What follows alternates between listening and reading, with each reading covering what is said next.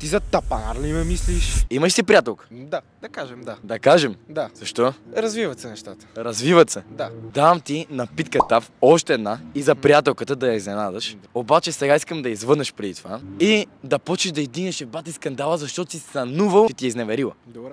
Ще го направим ли? Правим го. Ало, Виктория, да. ти имаш ли да ми кажеш нещо? Не, защо? Какво защо? Защото днес, преди да стана, сега ще ти разправям какво сънувах, обаче мене няма инстинкта как да ме излъжа, разбираш ли? Значи, прибирам си се аз, нали, както те оставям винаги пред вас, и какво да видя, някакво момчета чака пред вас. Съответно, трябва да има нещо. В смисъл, според тебе това нещо нормално ли е?